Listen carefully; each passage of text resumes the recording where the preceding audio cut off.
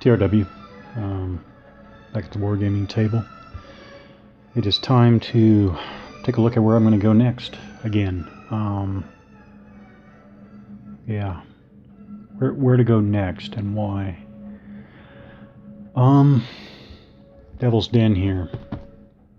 I'm still what prompted this setting this out again is that I did reread the rules for Little Round Top,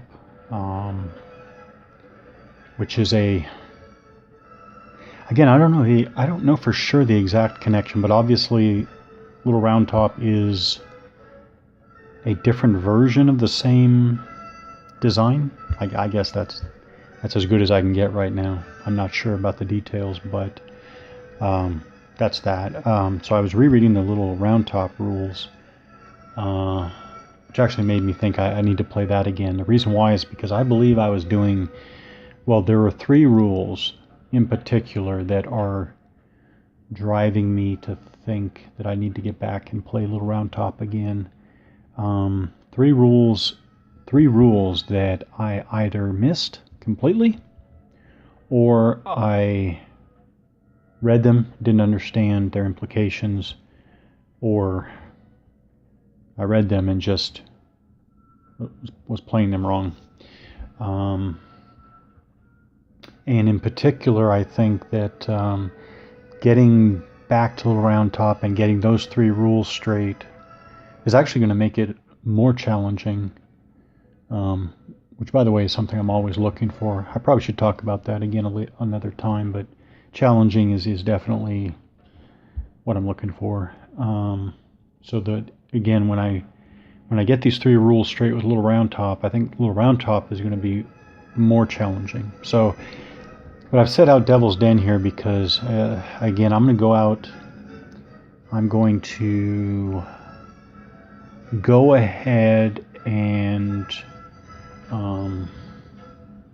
make a make a rash prediction that Devil's Den is going to turn out to be just one of those pinnacle game designs for me. I think of the unexpected discovery of Main Battle Area. I think of the unexpected discovery of Iron Cross, the Death Ride series from GSI. I think of all those games that just turned out to be pinnacle game designs for me, and I think Devil's Den is going to be that.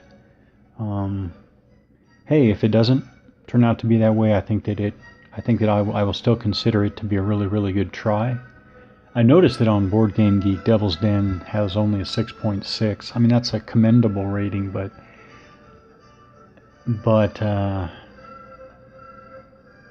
that seems low. So I'll see what the deal is when I get to it. I still consider Little Round Top to be my gateway to Devil's Den, and now I see a reason to try Little Round Top again for the reasons I just mentioned. So before I get to Devil's Den, I will get through Little Round Top again.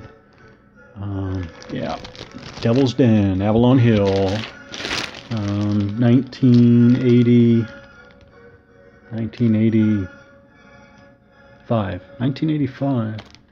The box says 1985. Yeah, that's a mess. Devil's Den. Incredible Courage series.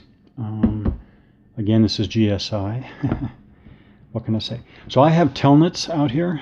Incredible Courage at Austerlitz Telnitz, which is the base game for the Austerlitz series, and then you add Pratzen and Santon, I think, to get the whole battle. I hope I didn't miss one, but I think it's 3 games cover Austerlitz, and Telnitz is the base game. I think that's going south to north. The Goldbach stream, Sokolnitz. I think it's yeah, anyways, but this is the base game for sure. Does that say it on the back anywhere? It doesn't. Anyways, taken a look at this several times, have not actually gotten a single chit to a single map and rolled a single die yet. But I'm thinking about this again. Oh yeah, I remember why. But first of all, I set out Telnitz, and I set out Incredible Courage at Elchingen, which is its own separate battle game, same series. I should say exact same series, but Elchingen is, I think, smaller action on its own. Yeah, so I set these two out because I consider each of these to be a good gateway to the Incredible Courage system. So I think Elchingen is a good gateway, and I think Telnitz should be a good gateway. I haven't decided which one I'm going to try when I get around to Incredible Courage series. Now the reason why I'm thinking about this again is because when I was done playing Little Round Top recently, I was thinking, wow, wouldn't it be great if there was the same type of design for the Napoleonic era? And then of course I, figuratively speaking, kicked myself in the backside and remembered, yeah, of course there's Incredible Courage. So Incredible Courage should be the Napoleonic kind of version of Little Round Top. Features of this system: variable unit strength, that's fine, based on formations, companies, squadrons, and sections. Right there. High fidelity maneuver and command control rules, charges, counter and opportunity charges, formations and facing, formation movement system. I'm trying to remember I don't remember what they mean by that, but it says formation movement system. Levels of order, which I like that. So those are like levels of cohesion, maybe you might say. Excellent for solitaire play. Yeah, units are modeled at the company and squadron level. Time is 10 minutes per turn, and each hex is 100 meters. That sounds to me a lot like Little Round Top. So that is a good. Now, sorry if I keep knocking my phone camera's focus off. I'm not even paying attention. Yeah, I do think this very well might be a Napoleonic version of Little Round Top, and for that reason alone, it should be exactly the same. Yeah, it is the same concept. For that reason alone, I think that it's going to be interesting to try that system. Infidel. Now I'm going to say I tried this before. I just did not get into it. I don't know why. I do not know why. I hope it was just I hope the reason I didn't get into it was not because of the game itself, but because of other reasons. But I have not gotten into Infidel yet, even though I have tried. Now the reason why I pulled it out now is not for that reason. That's not a good enough reason for me to get back to it with everything I have to try. No, I'm thinking this. I might have some opportunities to play face to face, and I'm thinking with the person I will be playing in the near future, I think this will be a good level game for us to try.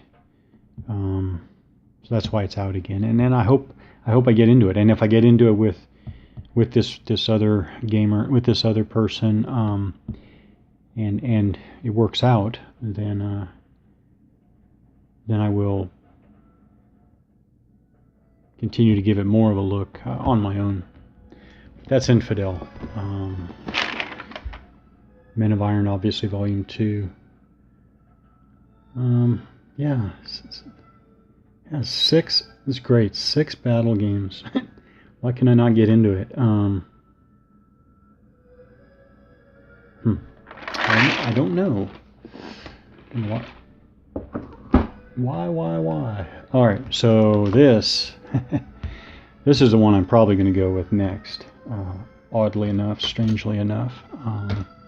So what's going on here? Obviously, we're talking about this flop. I do think this game does qualify. I will admit, with those who say this is a failure, this has some really bad design aspects. Now, the map, do I not like it? I don't care. I don't care whether I like it or don't like it. Not relevant to me. This really looks like, I don't know, but this looks like, I mean, this is supposed to be a fort. These are supposed to be buildings, and obviously that's supposed to be sloped for the highest level. So you have the bottom level, or level 1, so on the ground, level 2, level 3. These are supposed to be rocky. That's supposed to be rocky. I mean, this is clear. This reminds me of that, the map from, oh man, the Frankfurt World War III NATO Warsaw Pact game that has a pretty bad looking map, and it turns out the story behind it is that that was an actual printer error. I think this, I'm going to go out on a limb and say this must be a printer error. It's too uniform. It's too uniform to just be crazy design decisions. I think this is a printer error. But anyways, it just looks bad anyways. And then this, I don't understand this. As a matter of fact, I'll go ahead and show this. And here I am still considering playing it. Yeah, here's a leader. Here's a British leader. Yeah, so here's O'Toole, named leader on the left. You have the what do you call it? The face drawing. You have Born leader on the right, clearly missing its graphic. It's obviously supposed to, because all the other British commanders have the, see, here's Vickers. Vickers has his face graphic there. Born is just missing completely. Also, the rules, so the rules make it sound like, as a matter of fact, I wonder if I could, yeah, 649. So let me grab, so here's 649. Here's 649 British infantry unit, right? Just like that, right? So you have 6, top left is the effective range, 12 top right's maximum effective range. That's all very clear. 6 for a fire factor, 4 for a melee factor, 9 for morale. Clearly this is supposed to be the back side of the unit counter, right? You flip it over and it just says panic. It just says panic. I didn't think anything of it until I realized, wait a minute. These values must, I'm thinking, must have been meant to be printed on the back here, but they're not. None of them have that. So what does it mean for gameplay? I don't think this is a game stopper. Unfortunately, I don't have clear resolution on what I'm going to do and what should be done. But clearly 0000, which is zeroing out the effective range, maximum range, fire factor, melee factor, means that the unit can't do any of those things. Now, it says in the rules they can't fire. It also says under the melee rules that if a panicked unit gets meleeed, it's automatically eliminated. You don't even roll or anything, so therefore you wouldn't need a melee factor, so it's 0. The question is, what do I do with the morale? The rules don't say. Now, I'm thinking, because this is the only thing I have in black and white, and here you have the unit has a 9 morale, goes to the back, it has an 8 morale. Although, again, I have no resolution on this. I'm thinking maybe that all these units, I'll just take, when I go to the flip side, I will take their front side morale and subtract 1. And I'm just guessing, right? So here is another unit. I think this is a sepoy. I can't remember. But it's a different one than the British guy we were just looking at, right? It's different than that guy. And the orange guy there, again, I think it's a sepoy, has a morale of 8 right there.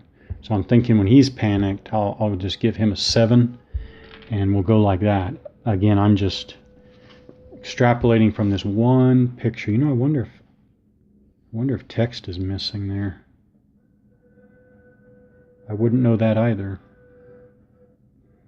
But anyways, that's what I'm going to go with. So I think that allows me to play it. Oh yeah, the question is why. Interesting to look at this old magazine, by the way. I think this is 1984. Where did I see that? Did I even remember that right? Anyways, interesting magazine. I'll go ahead and mention real quickly why I found this very interesting. Here it is, this really old magazine, and has a very interesting article. It's in very good condition, by the way. Where did I see 84? Did I remember that right or wrong? Yeah, no, October 1984. Right there. Right there. Okay. So it's really interesting because it has this long article too, State-of-the-Art Graphics in Wargaming, by Roger McGowan and David Fuller. This is interesting.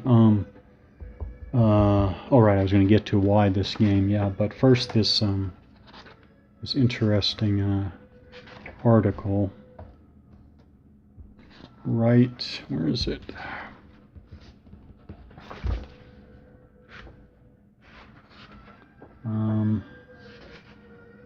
Yeah, State-of-the-Art Wargaming, and a variety of viewpoints on graphics, cartography, and illustration in historical wargaming today. And it's interesting, I would say, to read this article and compare it to maybe a lot of the common ideas expressed online and in online wargaming communities about these same subjects. I think it's an interesting comparison. I don't think that they link directly. But I haven't thought about what to say about that. But I see a few different ideas here than what is expressed today. But now, why this game? So I have read online a little bit about this game. The idea has been expressed. This is squad leader for the British colonial era, and that alone intrigued me. Squad leader for the British colonial era. That alone is intriguing. Intriguing enough to try it. Now, somebody online made the argument, which is fairly convincing actually, that the squad level is, I mean, these are supposed to be units of 10 soldiers here. Counters are equal to 10 men for infantry and cavalry, 1 leader for a named leader. These are the Afghans, by the way. 1 Gatling gun with crew, or 3 to 4 wagons. So, and again, a turn is 10 minutes. Oh, that's similar to Incredible Courage. Yeah, somebody made the argument, which is hard for me to dismiss, at least right now, and that is that these units didn't really operate at this small unit scale. So I'm gonna have to look past that for the time being anyways. I'll just look past that and try to enjoy it for what I can see here, enjoy it for what it is right now. I wish we had, I'm trying to think, do we really have new versions of this? I don't know.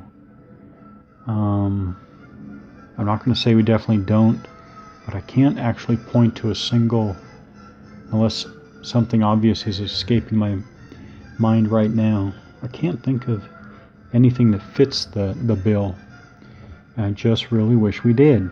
Give me at least medium, if not medium-high complexity, small unit. Actually, for British colonial era, just go to the smallest unit level that makes sense. And if it is platoon level or platoon equivalent, then so be it. Yeah. But I'm mentally open to a game that I know is, generally considered a failure. yeah, I'm mentally open enough to see what it has to offer and what I can get out of it. The British colonial is probably the historical period that's pretty much on the bottom of my list of personal interest. So not only have I never played any game like this of this time period or geographic area, I can't even say I've even come close. So we'll see.